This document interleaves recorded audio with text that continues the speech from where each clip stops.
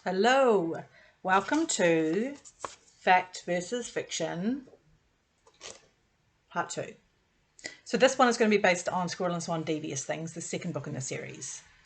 Now, in this book, Paige and Tim's her boyfriend, her long-term partner, meet their neighbours, and Paige is increasingly annoyed by the fact that she believes that they in the weekends they open up all the doors and all the windows just so that they can have an audience for a morning session of jiggery pokery, which is a euphemism for sex. And so she kind of marches over there, like wanting to confront them, and Tim's like, "Wait, hold on," in classic Tim style.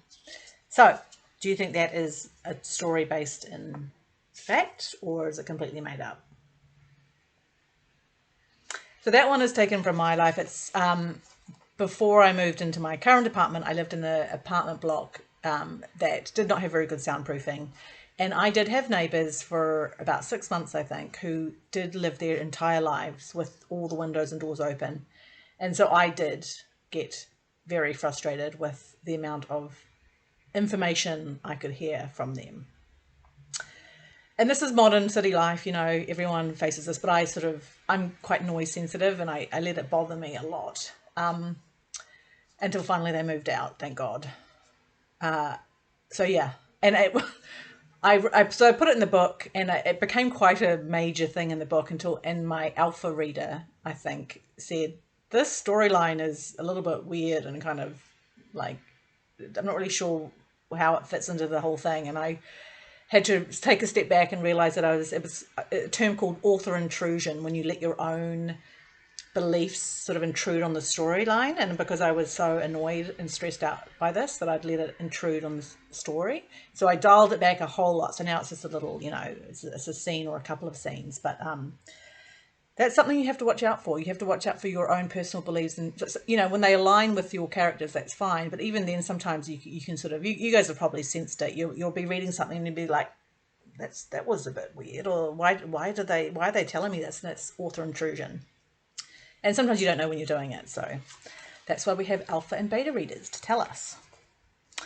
So the other scenario is, I wanted to talk about the Richard and Paige. So Richard was his doctoral supervisor. And so if you've read the book, you know that they started off with a good relationship, but they quite quickly, it turned sour because basically Paige went off and opened a detective agency and was no longer doing what he wanted. And so then over the course of the books, he becomes quite a major villain in the series. And I guess I wanted to ask you whether you thought this was based in reality or not. Now, I'm going to say it's both, because I had a very good relationship with my own doctoral supervisor. So this is not about that. I was very lucky. However, and Richard is not a real person. He is not based on a real person. He is an amalgamation of people. And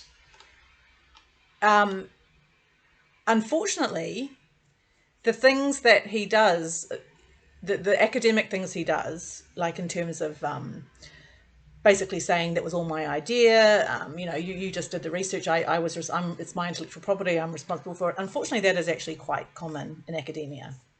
So yeah, Richard is not a real person. My supervisor I had a good relationship with my supervisor, and I still do.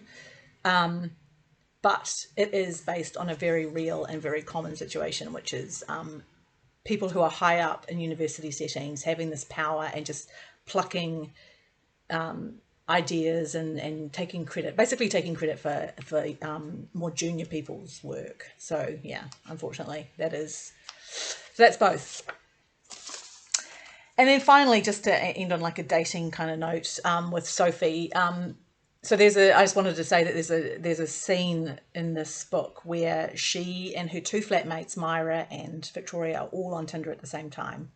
And they're going through Tinder profiles and they're talking about what they're seeing, and that conversation was verbatim almost.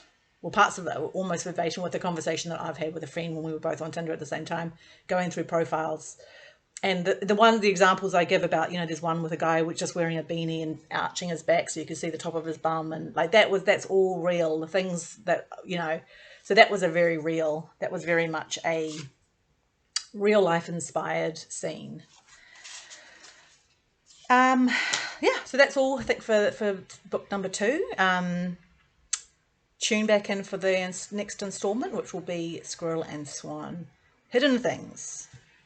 Until then.